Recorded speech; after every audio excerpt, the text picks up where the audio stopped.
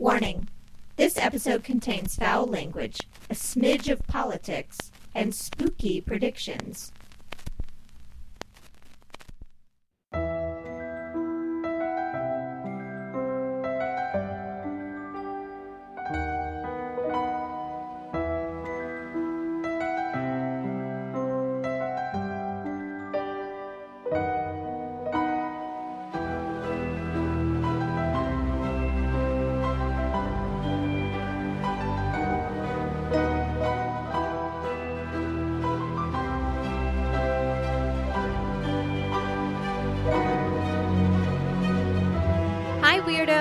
You are listening to Keep It Weird, the podcast for all things strange, unusual, paranormal, supernatural, creepy, sticky, gross, scary, and everything in between.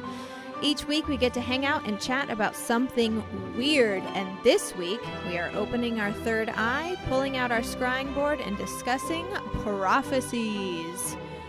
I think it's fair to say that most of us listening and, talking on this podcast believe that there are people who experience psychic abilities, whether they are sensitive to a part of the world that we can't see, or they are receiving messages from a giant bug-shaped man, or maybe they are just experiencing a moment of collective consciousness. But there are some people that are downright famous just for seeing the future. And there are some prophecies that just don't quite hold up to scrutiny. My name is Ashley, and this is my co-host Lauren.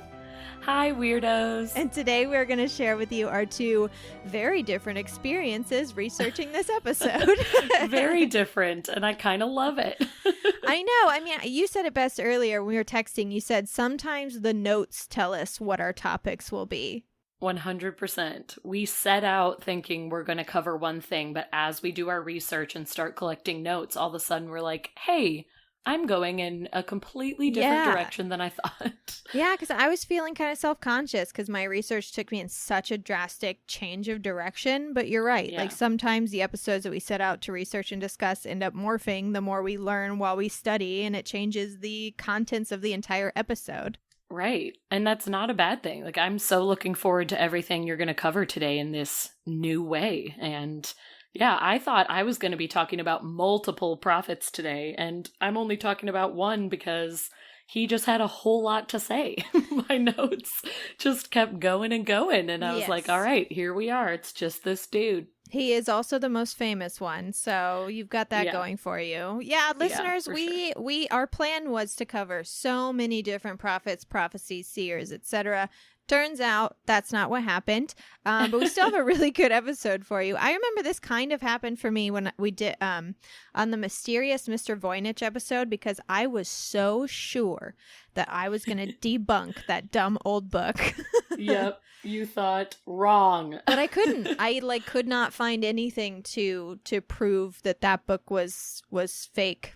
Except for a couple people saying, it's fake. And it's like, okay, well. Okay, but why? Show me more. But why more. And how? And, why is it faked? And who faked it? Oh my gosh, that book is nuts. I just forgot until you reminded me in this moment. And we could not think of a way to explain it. We were all just looking at each other completely dumbfounded. Like, who? What? I guess aliens left this book for us. I guess so. That's the only explanation. Before we get into the episode today, I wanted to say thank you so much to our 50 patrons. We have 50 patrons. That is crazy town. I'm applauding. Thank you, guys. You are all so amazing. Shout out to our newbies, Anthony Velarde, Taylor, Philip Christian, Katie Castellano, Desiree, Savannah Leader Cruden, and Don McBride, who has been a patron for several months, but just bumped up her patronage and is hopefully enjoying her newsletters right now. Whoop, whoop. And I'm so sorry, as per usual, if I mispronounced any of your names. Please feel free to write in and be like, it's pronounced like this, and I will correct myself on a later episode. We do our best. We do our best. If you want to join our Patreon and donate to the show and get bonus episodes and newsletters and discounts on merch, just head over to www.patreon.com/keepitweirdpodcast. Whoop, whoop. Also, thank you again to all of our wonderful weirdos who are helping us out with our show notes. Seriously. Seriously. It's such an amazing favor you're doing for us. Mostly for Ashley, because so she's much anxiety on about it. The editing team and has to comb through our audio all the time. And you guys made her life so much easier. Yeah. You saved me. You saved my sanity. And we haven't forgotten about you or the project. We just kind of had to shift our focus for the past couple weeks. Yes. With everything that was going on. And I'm sure that you're all up to date with the news, and you know that it's, the Black Lives Matter movement and everything is far from over. But I wanted to remind you guys, with these latest tragedies mixed with the pandemic and our governments and our citizens, like absolutely careless and dangerous response to COVID-19, just make sure you're being extra nice to each other. Yes. And now's patient the time to love one with another. each other. Yeah. Care for one another. Sign off of social media when your heart and brain need a break, and, eat the ice cream, despite how you feel about your thighs. It's all just like too much to handle right now, and we care about you, and we want you to be happy and healthy. Yes. Please care for yourselves and those around you, and wear a freaking mask when you go into It's public. so fucking easy to wear a mask. It's so easy, and you're doing it for others, even if you're not feeling sick and you're like, I'm fine, I'm not spreading anything. But just be as cautious as you can for other people. Yeah. You don't want to get any of your droplets on people or your sneezes on people. Just protect yourself and others. It's so simple. It's not a big ask. We can all do it together. Yeah. And that's the thing too. Still, even after the 3 months that we've had and more before that, before we actually got officially shut down, there are still people that don't understand that wearing a mask isn't for yourself. It's for everyone else. Like, you wear the mask so that just in case you have it, you're a carrier, because you don't actually show symptoms sometimes. Right. Exactly. And there are people who are there's people who are super carriers who could carry the bug with them for months. Ugh, gosh, that's so crazy. And depending on where you are, like LA right now, every one person that has COVID spreads it to 2 more. That's what they're averaging. Wow. And we have 3,660 new cases a day.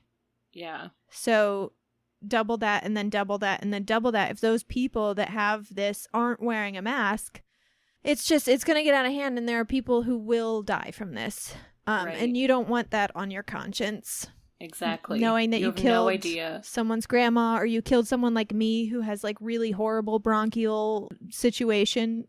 Yeah. You have no idea the people that you could be walking by day to day who have a compromised immune system or lung issues or anything. You just have no idea what their situation is. And it's so selfish to just go out in the world without a mask on and think that you're superior to everyone and you don't need it. It's to protect others and to not be selfish for 2 seconds. For 2 seconds.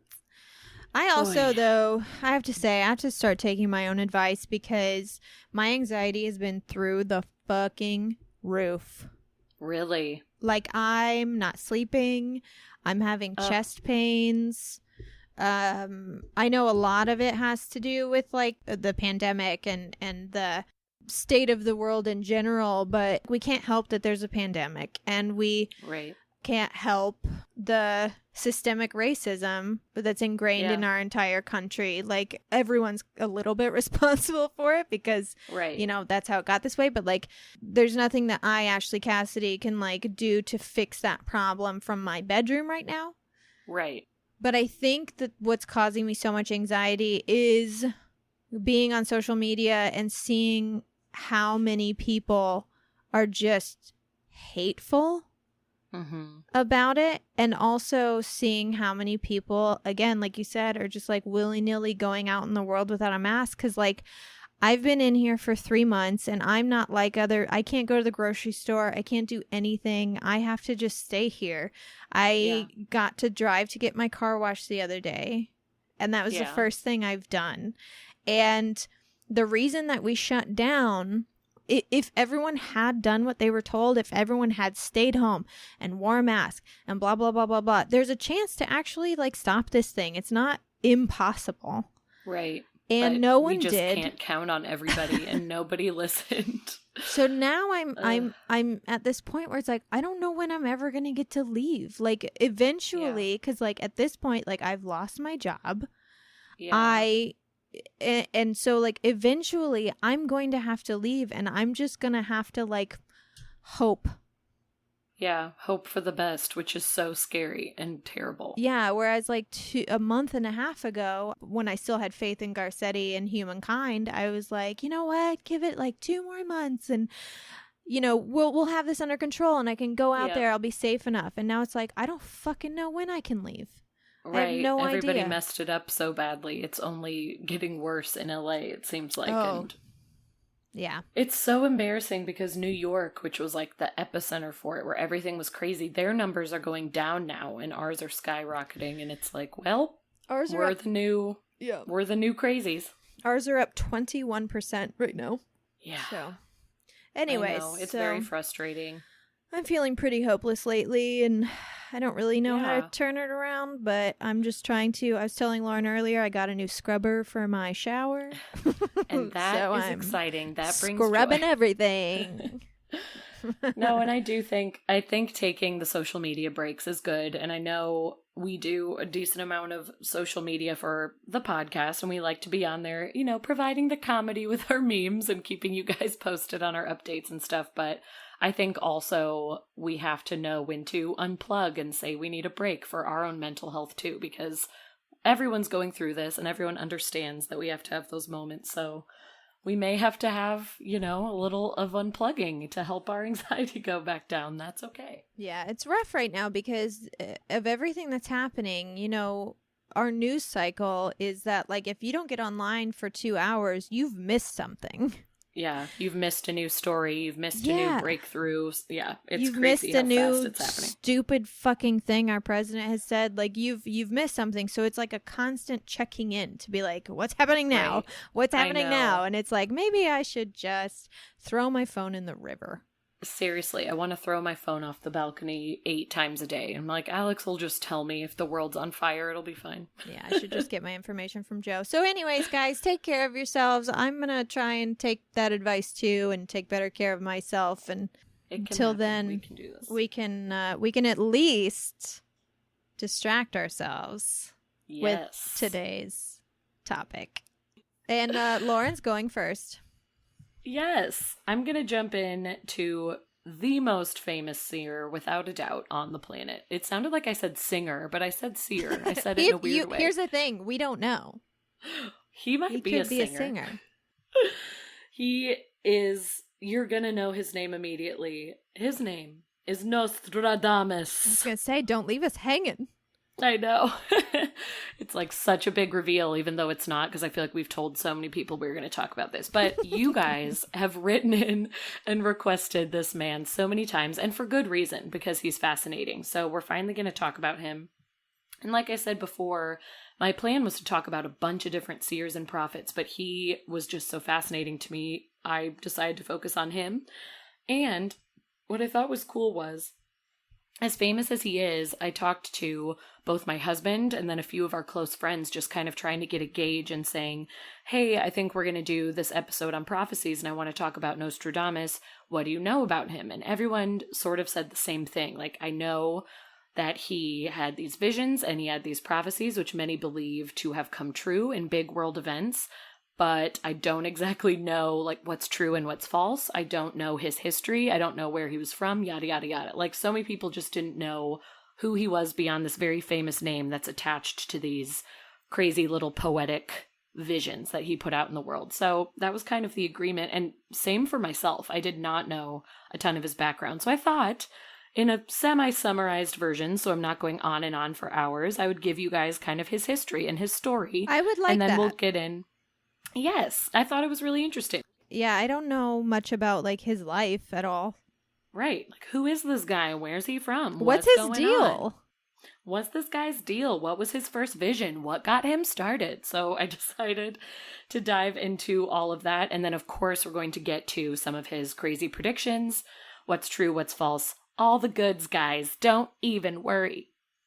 So, This dude was born with the name Michel de Nostradam in December of 1503. So living back in the 1500s. A good year. Some really good wines came out of that year. I have a good 1503 sitting in my kitchen. No, he was born in September 1503. He was one of 9 children, and he was born to a family of Jewish descent. Now, Nostradam's grandfather, Guy Gassonet, which is probably the incorrect pronunciation, okay. Gassonet, he actually converted to Catholicism and changed the family name to Nostradam to avoid persecution during the Inquisition. Which, for those of you, if you don't know, the Inquisition was when the Catholic Church was trying to find anyone who didn't believe exactly what they believed or behaved not how they wanted them to behave, and they decided to torture these people, imprison them, or put them to death. They were mostly on the hunt for Jewish and Muslim people, so changing names was a huge thing for families to do to kind of avoid that and not be accused of heresy. So his great-great-grandfather changed their name to Nostradam, and that was that. They sounded like they were a good Catholic family. So little is known about Michel de Nostradam's childhood, but evidence indicates that he was very intelligent and advanced through school very quickly. He loved Latin, Greek, Hebrew, and mathematics, as most little kids do. Of course. It's your normal hobbies. And it's believed that his grandfather was the one that introduced him to astrology and celestial sciences, and also the ancient rites of Jewish tradition, kind of showing him his heritage and saying, hey, even though we're trying to hide this right now, don't forget where you came from. So he taught him all the goods, but really got Michel into astrology, which was his first exposure to this idea of the heavens and how they could possibly connect to human destiny. So he got hooked on this idea, and it carried him through his whole life from a very young age. He turns 14 and he's able to enter the University of Avignon to study medicine because he was a little super genius. But he was forced to leave after only 1 year because of the outbreak of the bubonic plague. Guys, plague then, plague now. Look at us go. Yeah, he went through a lot in his life, it looks like. It sounds like. He did. He had a whole lot going on, you know? He got the Inquisition, he had the plague. You got the plague. You got it all happening. So when he had to leave school because of the plague, he began to travel through the countryside. He started researching herbal remedies and then started to work as an apothecary, which he did for many years. And in 1522, he entered the University of Montpellier to complete his doctorate in medicine, but he only lasted there a year because a lot of the Catholic priests that were teaching there did not like all of his ideas about astrology and the stars above us being able to interact in our lives and all of that stuff. They thought he was trying to concoct some black magic. They were just not into it, so they actually expelled him after a year. But that didn't faze him because he was very smart. He had a lot on his own without the school, so he left school and continued to work on medicine and was still an apothecary despite what anybody told him. So he left school, and then in 1525, he Latinized his name, which is that was a lot of what the medieval academics were doing. It was very normal to change your name. So he went from Nostradam to, as we know him, Nostradamus. And he began his work. The famous singer. The famous singer, as I mentioned before, Nostradamus. I'm just waiting for the next season of The Masked Singer when they unmask him and it's like, it's Nostradamus. Like, how did we not hear it? I knew it was going to be Nostradamus in that glitter bunny costume. I just knew it all along. Dressed as a corn cob. Go on. The dancing buttered corn cob. So yeah, he continued his medicine. Apothecary, he went on. He wasn't taking nobody's shit. He's like, you guys want to expel me? Just watch me go. Watch me fly. You have no idea how far I can fly. That's right. They really didn't. Nobody knew how far this guy was going to go. Over the next several years, he was traveling through France and Italy treating victims of the plague. There was no known remedy at this time. This is like 1525, 1526. There was no known remedy, but most doctors were relying on using potions made of mercury and dressing patients in garlic-soaked robes. And that was pretty much all they were doing as they were working on finding some sort of cure, and nothing was working. So then Nostradamus comes around, and he starts practicing just effective hygiene, which sounds so simple, but that is how horrible this plague was and how stupid the doctors were being. Nobody was even cleaning these people because there was a little bit of fear, which I guess I get to some extent. Like, they didn't have enough protection. They didn't want to touch these people too much. But there's just like rotting dead bodies in the street, and the people who are sick are not getting bathed and not getting proper care. So he's going in and he's helping with the removal of infected corpses from the street, which shockingly nobody had done. He starts cleaning these people and teaching them effective hygiene so they can actually take the tools with them and learn to clean themselves even while being sick. And he also came up with a rose pill, which was an herbal lozenge made of rose chips, which happened to have a lot of vitamin C in them. And this was providing huge relief for the patients. So yes, there was still no cure, but these people were actually starting to feel a little more human again and kind of starting to come back to life because he was making these rose lozenges. His cure rate was impressive for people who had very mild cases. He was able to, like I said, normalize them and bring them to a living state so that they could go about their normal lives and be with their families. But a lot of it, besides the rose pill, just had to do with them being clean, learning to eat low-fat diets, and just having fresh air and not being trapped in their homes. So he was taking very simple ideas that nobody else would, and everyone was like, hey, I love this dude. He actually came in and helped us. Where has he been? Did you watch The Great yet? No, okay. I knew you were going to ask me that, and I was already prepared to be yelled at because you told me about it last week, but I just haven't had the time. No, it's really good, but there's one scene where one of the characters in the show gets the pox and the smallpox, and basically, what they would do is just burn the bodies. That's what they would do at the time. There was in Russia. Like, there was no, well, let's try and treat them. Unless they were royalty or if they were, on the court. Right. They would of course attempt you got all to the treat care. them. But if they were the servants, they would literally just kill them and burn them. Ugh, and there was so one horrible. scene where, Catherine is like, well, what do you mean? We're not gonna kill him. He's my boy. He's my servant. There has to be a treatment. And they're like, well, try placing something red around the body. That was a literal treatment. It was place red objects near his body because How? they just How is that a thing? Especially then, they were not advancing in medicine at all. Ugh. It's so wild to hear stories like that there was just nothing. Nobody was doing anything. They weren't trying. And yeah, there were things I remember reading about this when I was younger, but there were things basically the treatment was a vaccine. It's the same thing we do today, but you would take pus from a victim and you would drink it, which sounds really gross. But you basically put a little bit in your system, your body learns how to fight it off, and then you're immune. Right. I mean, it is, it's the exact same concept as the vaccine, but it just sounds But of course, people are like, nope, disgusting. Not even gonna try it. Nope. So anyways. Oh my goodness. Yeah, that's just so wild. Take a bath and go outside. Yeah, exactly. Let me clean you and then get some fresh air, and maybe don't eat horribly fatty things. That's still good advice today. Yeah. It's so funny.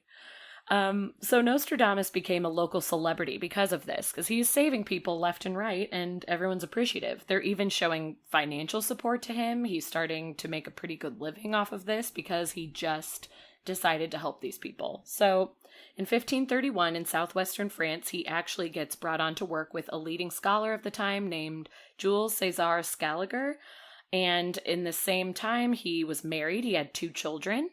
And life seemed to be going well for him, but sadly, it took a turn very quickly. He went to the top of the hill and then came right back down because in 1534, his wife and children died because of the plague. He happened to be away traveling on a medical mission in Italy, and he was not able to get back in time to save them or show them any of the treatments that he'd been working on. So they all died of the plague, which was what he was currently treating, which not only was horribly depressing for him to lose his entire family, of course, but he actually got fired by the scholar, Scaliger, that he was working with, and basically lost all of his notoriety in the community because people thought, well, you couldn't even save your family. I don't trust anything that you're putting out there anymore. And he pretty much lost everything in that moment. So it was horrible. You feel so bad for this man because, of course, he would have done something if he could, but he was away. So he kind of disappeared for a little bit. I think was still trying to practice medicine in some way, but it was a lot more quiet. He probably only had like a few patients here and there close by. But a few years later, around 1538, he made an offhanded remark about a religious statue that resulted in charges of heresy. The Inquisition found him, and he was ordered to appear before the church. He wisely chose to leave town and get the hell out of Dodge so that he wouldn't have to face. Yeah, he did not want to face the church. He got out of there. So he went to Italy, Greece, and Turkey to travel about, and he was going to all these different schools in the areas, and they were called ancient mystery schools was like all I could find on them. I know. I think they actually had titles, but the way that they were referred to in all the articles I found were just ancient mystery schools. They were all very shrouded in mystery. Like my new goal. That's where I would like to study. So if anyone can find one of these spots. So he's touring around all these different countries and schools, and while he was doing some of his studies there, it is believed that this is when he experienced his first psychic awakening and realized he had a calling for so much more, and these schools were his people, and this is where he's been wanting to be his whole life. So he says that during his travels in Italy, he came upon a group of Franciscan monks, and he was able to point to one of the men and identify them as the future pope. The monk's name was Felice Peretti, and he was later ordained as Pope Sixtus V in 1585, fulfilling the exact prediction of Nostradamus. And this was most likely, not 100% sure, but most likely his first successful prophecy, his first prediction happening over in Italy. So he's there for a few more years just exploring these lovely ancient mystery schools. And feeling that he had stayed away long enough to get away from the Inquisition, he decides to go back to France and resume his practice of treating plague victims. And then in 1547, back in his hometown in France, he does meet another woman, a widow named Anne, and together they had 6 children, 3 boys and 3 girls. But I'm just happy for him. He was able to find love again. He's back in his hometown in France. He's practicing medicine again. Got to have a psychic awakening. Like, he is back on top after some bad years, and I'm happy for my boy. He really pulled himself up by his bootstraps.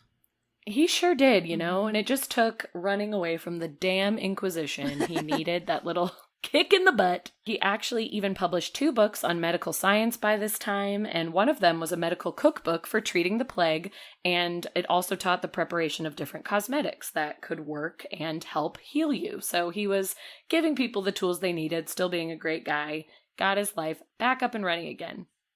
So he decides, after he puts these books out, he kind of thinks, okay, so I've given everything what they need to treat the plague. I don't necessarily have to keep treating people with my own medicine anymore. I think I want to go towards the world of the occult, which again, I hear that and I read that and I say, that's my boy. I just keep loving him more and more.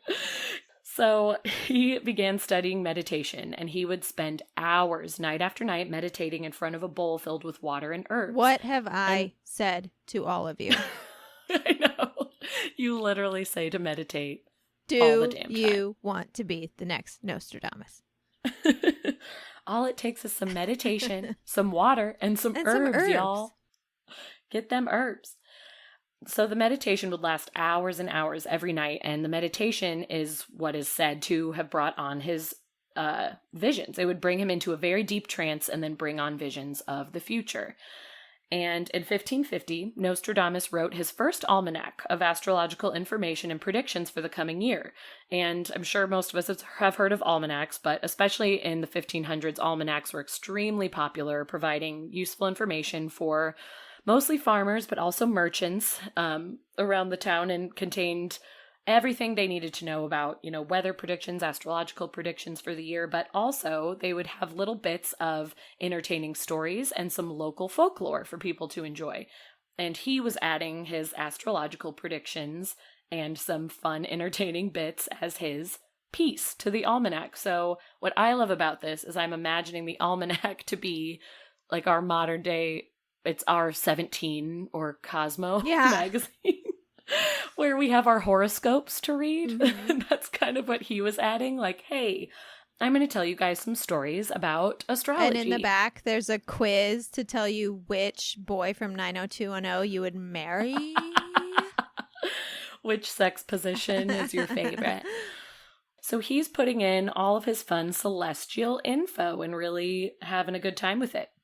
He began writing about his visions and incorporating them into his first almanac, and when he finally published it, it received a great response. People were obsessed, and it spread his name all over France. This almanac was getting passed around left and right. Everyone thought, you have to read this guy's predictions.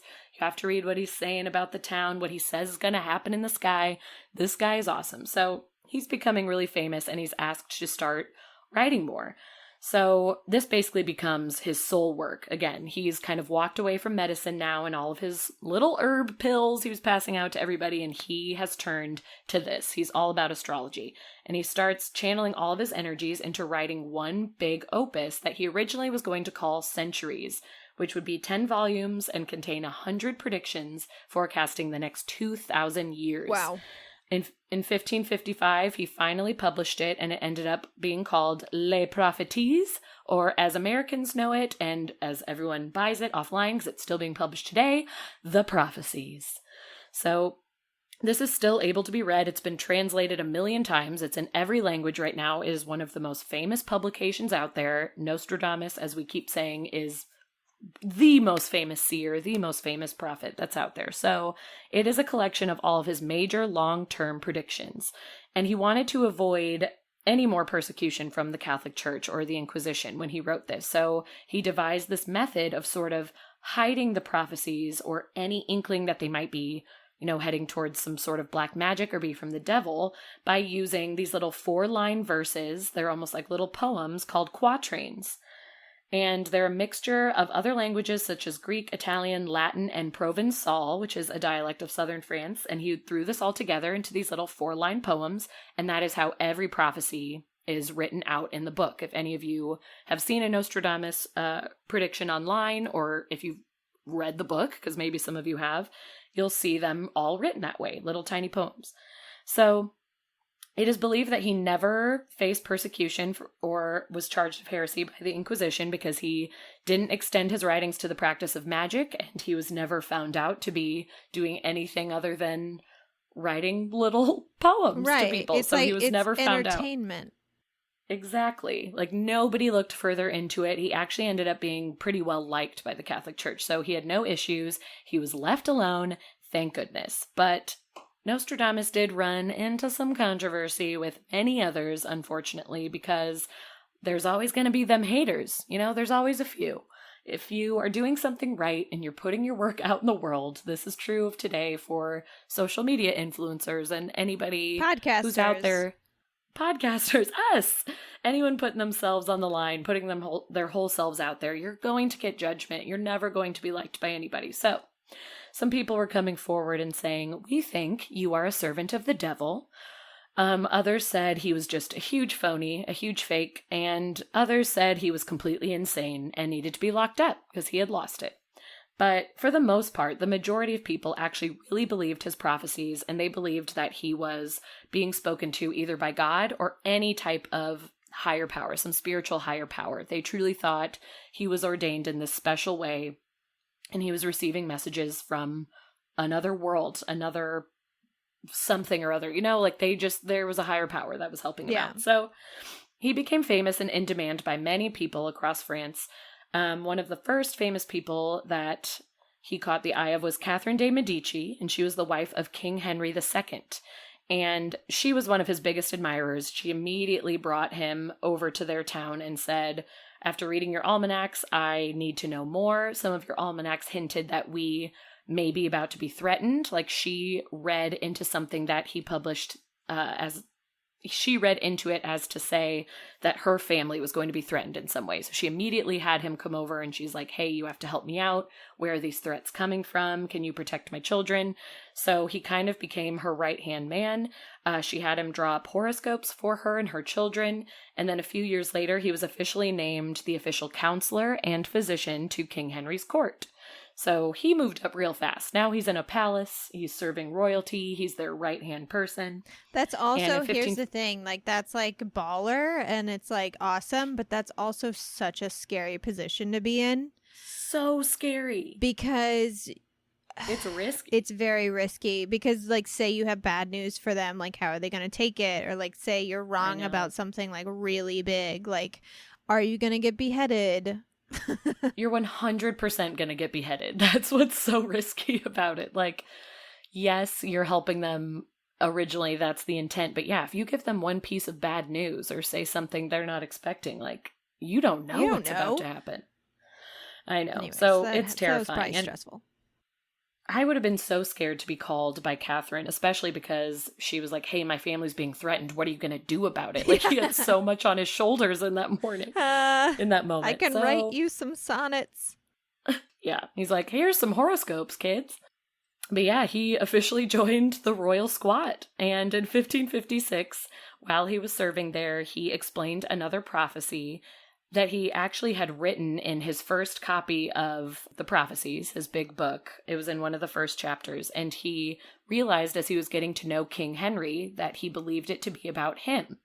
So he started to explain what he heard. And I'll actually read his little 4-line quatrain of what it said and then tell you what actually happened.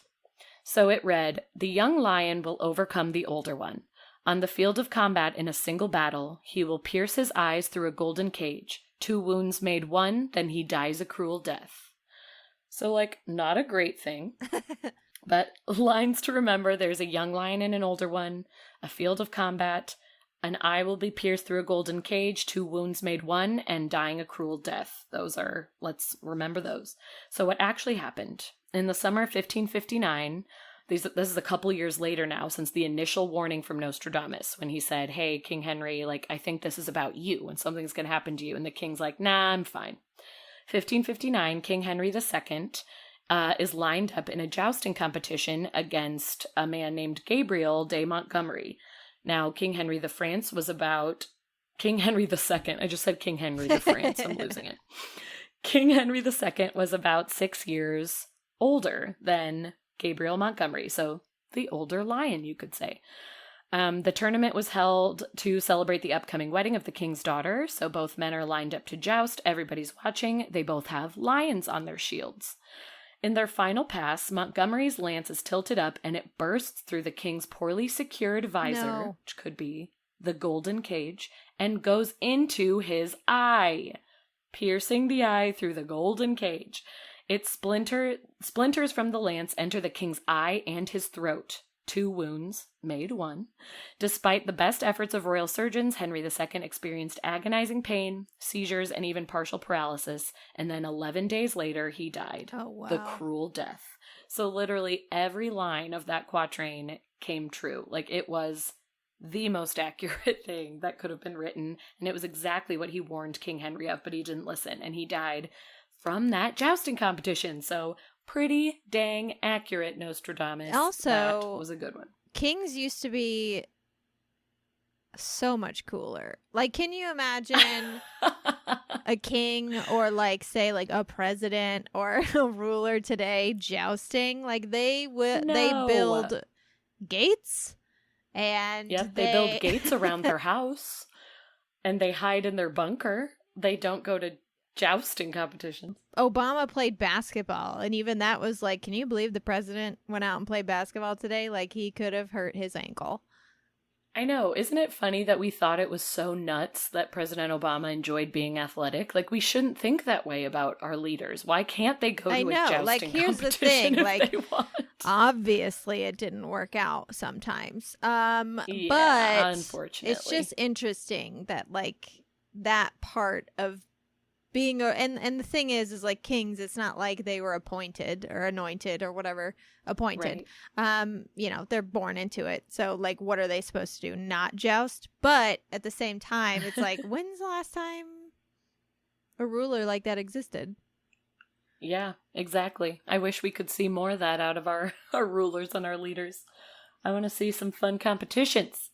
Anyways. I don't want anyone to get a splinter in their eye and throat, but I'm hoping we can find ways around that. There's a couple rulers that could there might be use a splinter in one their or iron throat. two that could use a splinter to knock them down a peg or two. But That's true. So yeah, King Henry, he's dead. And Nostradamus predicted He's it. He's real dead. And Nostradamus named every part of that death. Wow. He said it. So, of course, everyone is freaking out. Like, oh, you predicted this. You called this. You said it forever ago. So it only, makes him look even better. So Nostradamus still super famous. Everybody using him for his visions. But there were a few scholars, both in the time and in the world today. There's still so many people that are judging him for what he did at the time because they believe that he was just paraphrasing ancient end-of-world prophecies, mainly found in the Bible, which I know you'll be discussing later, yes.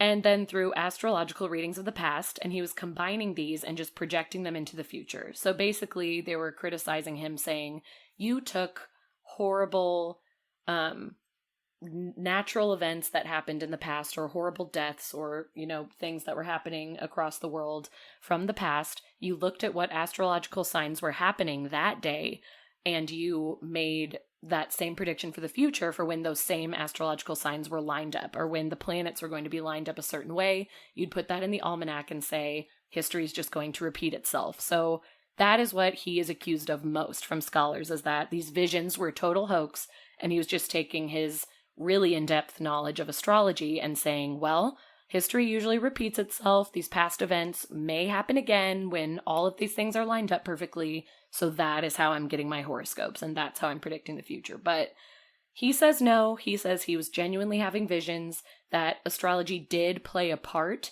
especially when he was writing the almanac, because of course that's like how you write the almanac. I mean, that's how you write today's almanacs.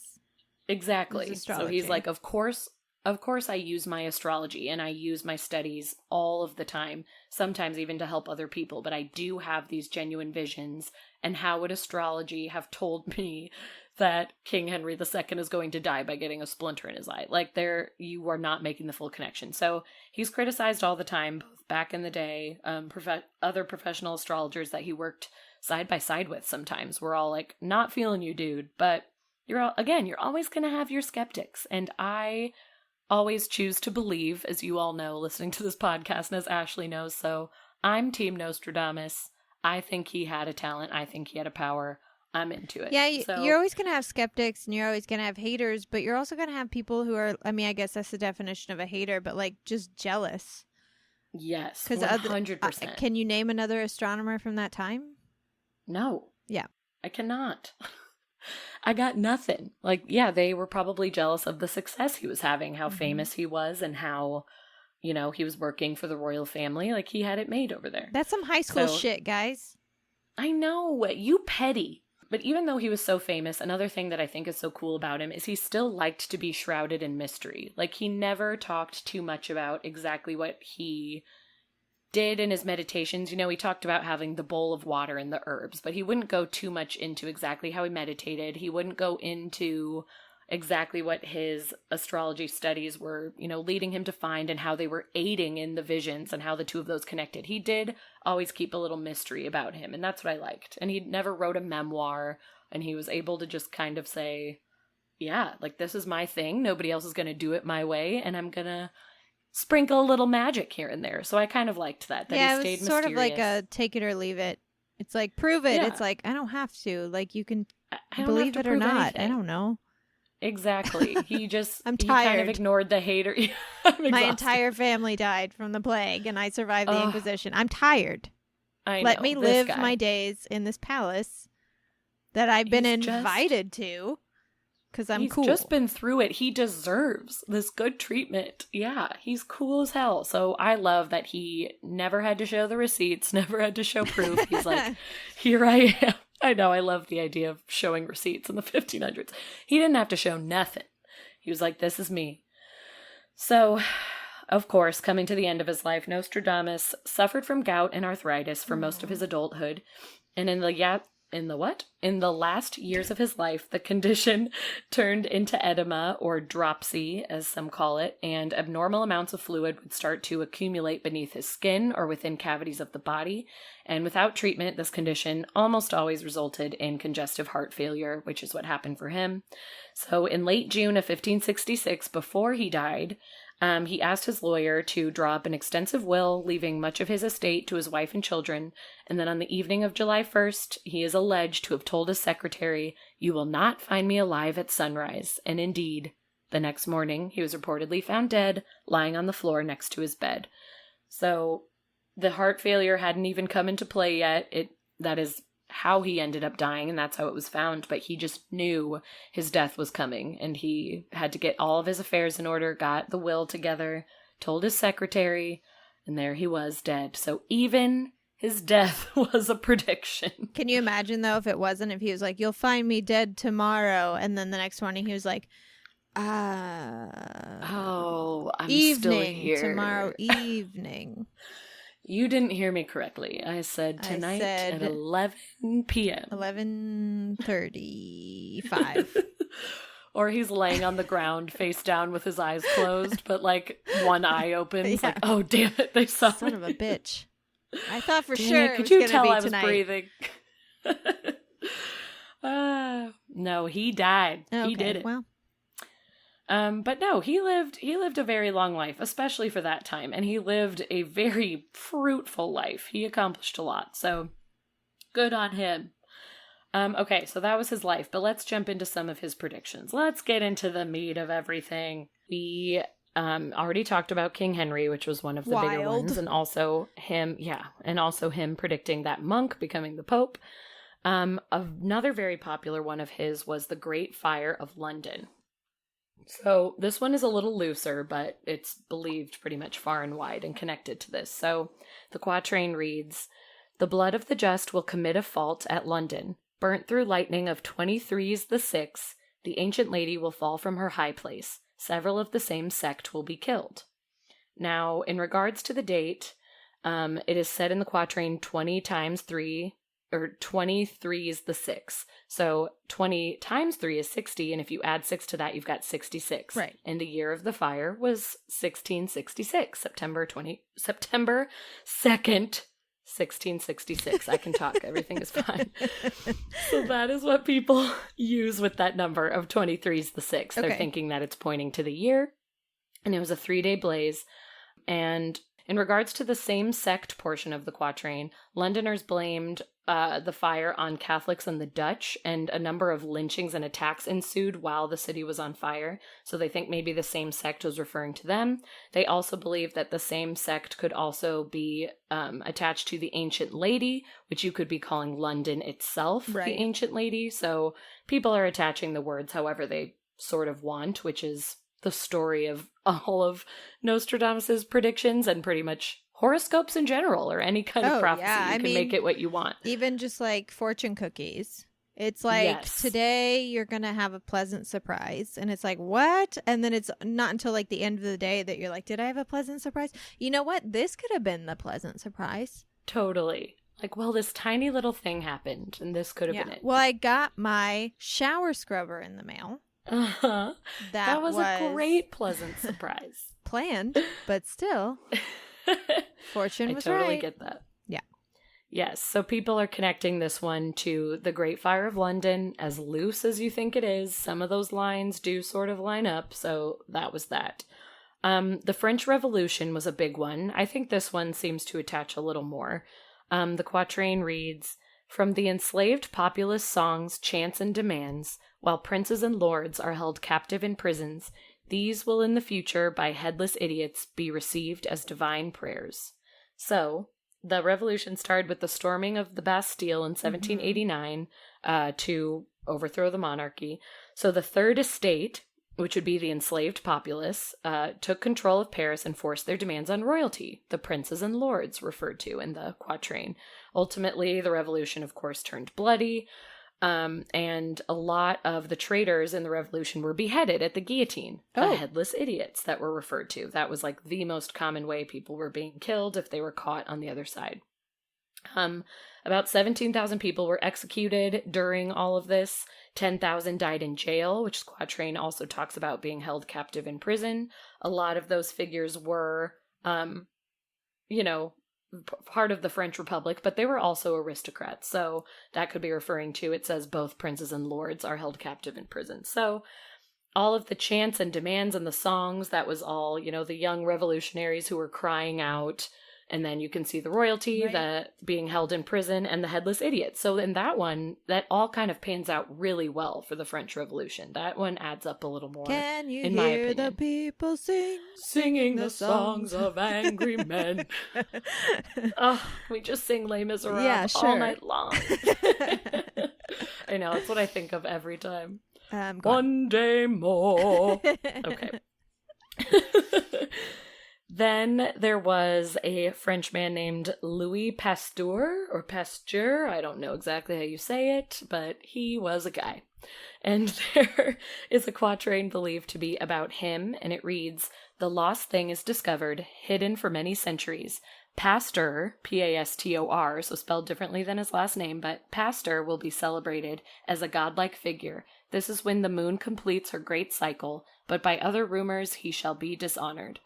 So, this one is a little more of a stretch as well, but people believe that Pasteur is supposed to be like his last name, Pasteur. Right. And that Louis Pasteur is the man who will be celebrated because he is credited with discovering microbial decay, which is the lost thing discovered hidden for many centuries, and his breakthrough is credited with saving countless lives over the course of history, and he was looked at as a savior, or godlike, as it claims. So a lot of people, especially in France, of course, believe that this is connected to Louis and that Nostradamus knew he was going to come forward with this. Then there's Adolf Hitler, this fool, with a quatrain that reads, "From the depths of the west of Europe, a young child will be born. He who by his tongue will seduce a great troop, his fame will increase towards the realm of the East." This one barely needs an explanation because, of course, he came from the west of Europe. He used his tongue to seduce the troops and all of the people. He was, he was an amazing dictator. Like, he knew how to use his words. He knew how to charm his way and manipulate everybody. So very obvious that could be pointing to Adolf Hitler. And actually, I don't have all of them written down, but it's something you can easily Google. Nostradamus, I think, actually had 2 or 3 quatrains that all kind of point towards Hitler. This one was the most obvious, but there's a few others that he uses Germany in them, battlefields, and even at one point refers to someone named Hister, Hister, which people believe was his way of nodding towards Hitler, but he just maybe didn't see the complete name. But well, that's the thing with like some psychic, even like modern day psychics would be like, something about a pastor, maybe, because they're seeing pastor, so they're like, maybe it's a church, I don't know, pastor, and then like finding out like, oh, the victim's last name was Pasteur. Right, it's exactly. Like, well, okay, well, that makes sense. You know what I mean? So like that could adds up. We get it. Okay, let me get to some of the better ones because there's so many. I won't read this one, but he also, it looks like, predicted the bombing of Hiroshima and Nagasaki, talking about that there would be a famine and a famine within a plague, which happened the year after the bombing happened, and that a large fire would happen at the gates within 2 cities, which is exactly what happened. So that was another pretty good one. He is believed to have predicted the assassination of John F. Kennedy and also of Bobby Kennedy a few years later, by saying, "The great man will be struck down in the day by a thunderbolt, an evil deed foretold by the bearer of a petition. According to the prediction, another falls at nighttime."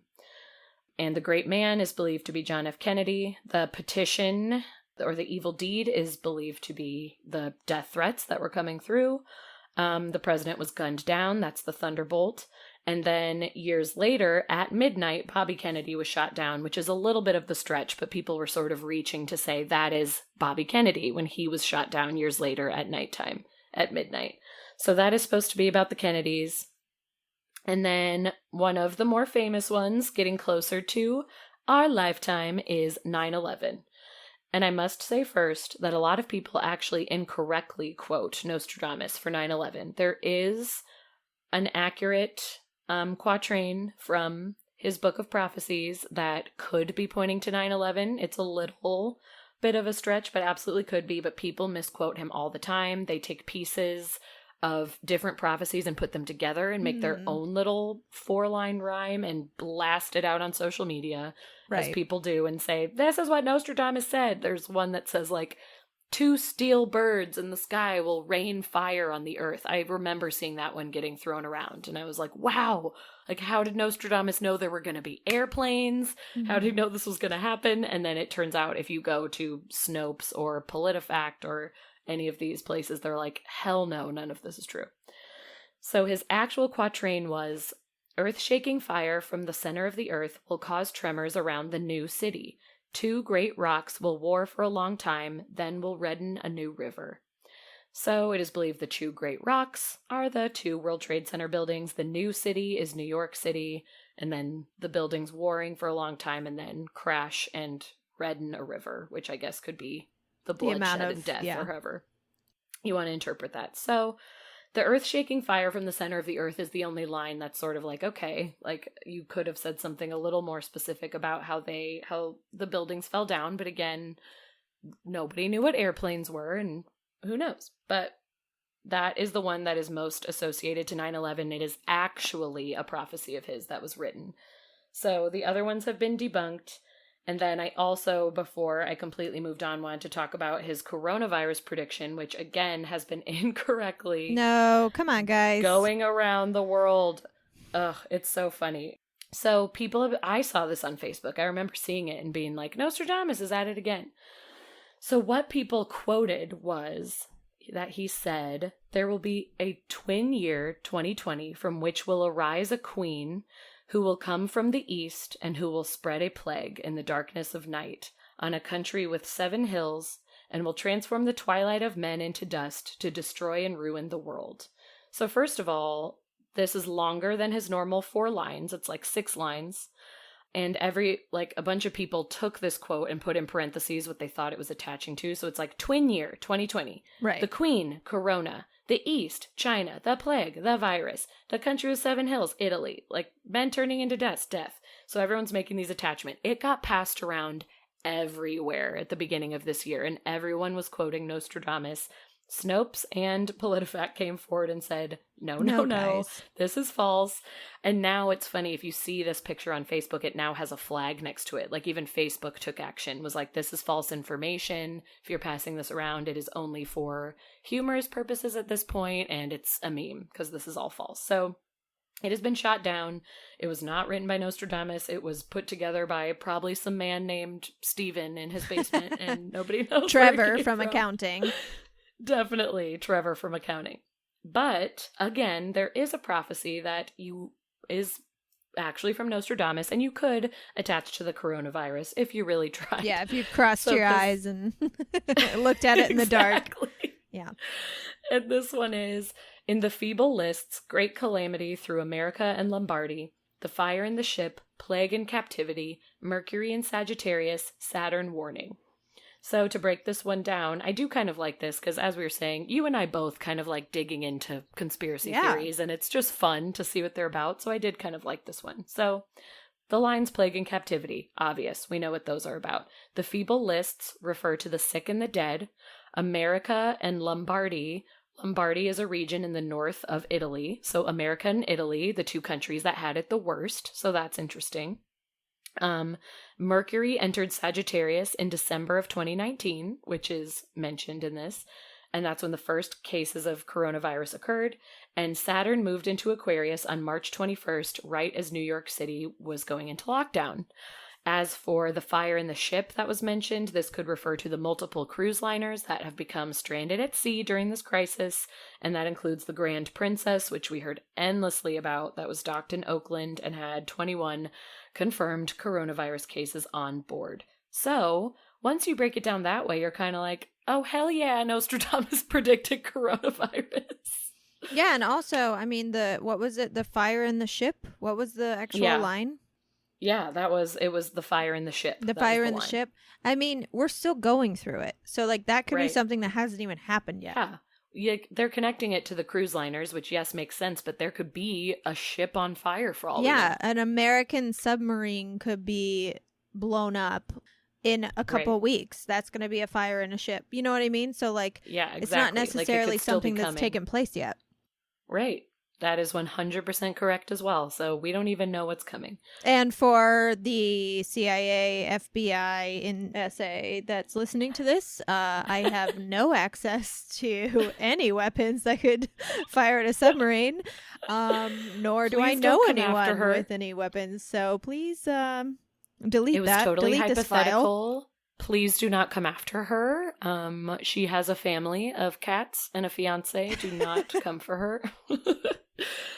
Yeah, so I just wanted to attach to that. If you see a meme going around where you see like the most literal coronavirus prediction to ever come out of anyone's mouth, it was not written by Nostradamus. It's a hoax, but the one that I just read to you is real. Keep it in your brain. Starts with the line, "The feeble lists."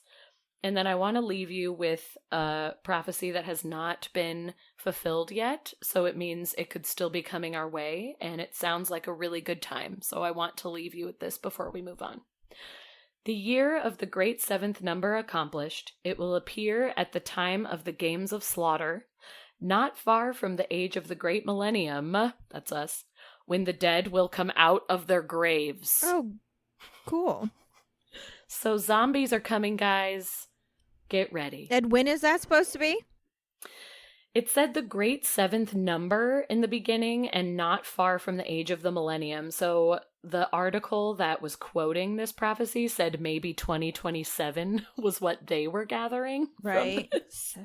So in 7 years, there might be games of slaughter, which I also don't know what the hell that means, but I'm not about it. Yeah, apparently we're all going into Hunger Games style. And then zombies are going to come out and chase us. I mean... So everyone get pumped, because Nostradamus has been right a few times. That sounds... You know what? Why not? Listen, I wouldn't be surprised if it was this year, because this year just seems to never end. And each month has a new, like, Jumanji role. A new player, yeah. A new player enters the game every single month of this year. I'm over it. That is one thing I appreciate of the internet so much is all the memes that come out that are like, meet June's player. And it's like each month there was a new horrible thing. And June, I forget what they said at the beginning of June. It may have just been racial injustice or something, but I thought maybe there was a marching in the streets or something. Right. I remember it was like murder hornets. I saw the this meme the other day, or it wasn't a meme, it was two tweets together, and one tweet was like, this season of Earth is like really out of control, and someone was like, yeah, there's so many plot holes, like why did they introduce murder hornets and then completely forget about them? I did see that one. It's like wait, we need to circle back now we to have murder hornets, and it's like, oh wait, no one's ever seen one. Like, where are they? That means they're just going to appear at the finale, so everybody can be like, True. oh yeah, they brought it up in episode 4. They're coming back. Have you seen the meme of the aliens that all are like standing in a line and the caption is like, "We're up next," and it looks like they're all about to go on stage for the show. Is everyone ready? It's so funny. I remember the Nostradamus stuff when 9/11 was happening. You know, that was a time where there wasn't social media, but there were chain emails. Yes. So I remember getting chain emails about, like the evil faces and the smoke around the buildings, and that quote from Nostradamus that was a little exaggerated. There's also a biblical reference that was really exaggerated, and I wish I could remember what the exaggerated one was, but this is I just Googled this. This is the biblical line that is supposedly about 9/11. Oh, gosh. Babylon the Great is fallen, and has become a dwelling place of demons, a prison for every foul spirit, and a cage for every unclean and hated bird. So, so some people, I guess, believe that the fact that the fallen is mentioned twice is a reference to the fact that there are two towers, like two buildings fall. Towers fell. Not only that, but I guess 3 times in the same chapter, St. John describes the desolation as happening in 1 hour. It was verse 10. I don't even know what chapter it is, but it says verse 10. He writes, "Alas, alas, that great city, for in 1 hour your judgment has come." But the thing is, wow. and like people thought like the hated bird was a plane, but Yeah. This is a stretch. Yeah, this one's a little bit of a stretch. This one's thin. I remember the chain email being much more convincing than this actual line. Those chain emails could really convince me They of some could things. really I was like, fuck you up. I for have a to couple forward days. this or I'm dead. Yeah, forward this to 10 people, or she'll come to you in your sleep. Like, no problem. Right. Exactly. Or the ones that were like, your crush won't call you. Yeah, I couldn't forward an email to 10 people today if I had a gun to my head. Like, I don't have 10 emails. I have your email. I don't know if I do either. I have Joe's email. We could send it to all of our different emails. Yes. So we have like keep it weird between us, our personal. I have my peekaboo email. Yes. I have a spam email just for signing up for shit. Yeah. Joe's got one. Joe has two, actually. He has a Yahoo and a Gmail. So hold on. All right, we got 2 from Joe. Alex has his work and his Gmail. Oh, we got so 2 from Alex. Hold on. So mine, yours, peekaboo, keep it weird. My spam, Joe's 2, Alex's 2. We need one more. Oh, shit. Who else do we know? My Amy mom's. Hanselman. Oh, your mom, Pam. We got it. But shout out to Amy that she was considered. We have 11. We're good. Oh, man. Don't ask me for another. I have none. And we have no friends. It's over. That's Nostradamus, y'all. Man, that's wild. I mean, his life is so fascinating. And like you said, like, some of them are so specific that it's like, holy shit, what else could he have been talking about? And some of them are like, yeah, I mean, you can really sort of put your own stuff in. I mean, it works, though. And these are all like major, major, major world events, too. Right. It still makes me excited that even if you have to stretch it a little bit and, you know, really work your brain around it, the fact that it does eventually fit is still exciting and fun to me. So I really love looking into these prophecies. And as I mentioned before, I didn't even read them all because I already have just yammered on for an hour. So we have plenty more to talk about. But he just has so many that are fascinating. And especially the big ones like 9/11 where you're like, oh shit, yeah. He was saying some things. Yeah, I would like to go through, though, and read some. Maybe there's one on, like, Tanya Harding. Ooh. Or probably. Maybe he predicts my new favorite show, 90 Day Fiancé. Just kidding. My new favorite show is Before the 90 Days. I bet he has something on Ed from Before the 90 Days. Big Ed? Yeah. Big Ed. Like, he's got to have something on him. But yeah, guys, just go look into Nostradamus. You'll find some great prophecies, and you can really connect them to stuff going on in your life, to your favorite television reality show like Ashley's about to do. Like, go have fun. Can you imagine if you did go, like, on a deep dive for Nostradamus predictions and prophecies, and you found one about you? Wouldn't that be crazy? Like, it's spelling out your exact life. Yeah, or like some big event that happened to you personally, and it's like, that is too specific. Am I important? 19 years past the millennium, she birthed a wilder boy, and she spoke of the occult to her. I don't know. I was like trying to think of what I would think would be attached to me. I was trying to speak like a seer. That was really good. I was like, she likes cottage cheese. And she has bangs. That's me. Ooh, that would be the end of it. So 19 days past the millennium, she birthed a wilder boy. She spoke of the occult to the woman with bangs. And ate lots of cheddar. I don't know. You do like cheddar. That's one thing I love about you. Oh, I really like the cheddar, actually. We'll find out once we do. I wish I could quit it, but I can't. That's all the time we have this week for Keep It Weird. Gosh, okay, so we weren't expecting this to be a 2-part episode, but I didn't want to cut anything out of Nostradam-yaass' story, and as for next week, we had one of my favorite discussions we've ever had on the show, so I don't want to lose that either. I guess I'm being selfish. No, you guys will love it, and I'm excited for you to hear it. Next week, I'm going to be discussing my journey into biblical prophecies. And Lauren and I have a very authentic discussion about religion. And we get to talk about the end times. Is it happening right now? Find out next week. That actually sounds like a news program. Like, is there poison in your canned peas? Find out after the break. Like, what the fuck? No, tell me now, please. But I don't think it's going to happen in a week, so you'll find out more in 7 days. Also next week, I'm going to be recording another episode with the lovely Scott and Pete of Movies That Made Us Gay, and you guys should get excited because we're going to be going crazy for crazy as we talk about Encino Man, one of my favorite movies. I'm not ashamed. Their episode next week is also a famous Frasier classic, The Mummy, so make sure you check that out if you're looking for a new podcast to binge, especially if you love hearing some behind-the-scenes stories about some of your favorite movies. Please follow us on social media at Keep It Weirdcast. We're on Facebook and Instagram mostly, and we try to be on Twitter. It's just so hard to do. If anyone has any Twitter tips or like just wants to take over our Twitter, just let me know. Like, I'm over it.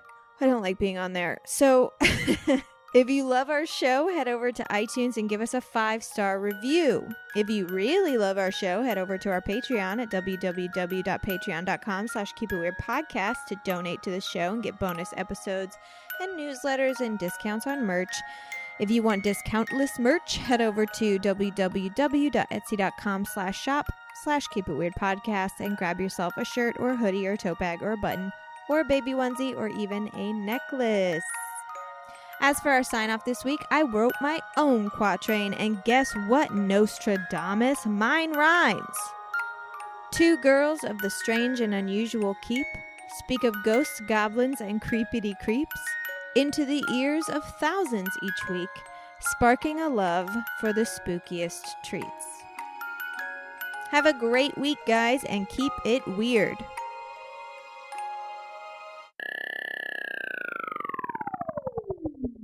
I was like patiently waiting for it to arrive at my door. And it was like, what are you doing? Shower scrubber. Just Shower so excited. Scrubber. And then I didn't get my dropped off at your door. chemicals in time. Oh. So I just had to look at this scrubber sitting there. Lime away. I know. Tomorrow's your day, man. It's going to be a great day.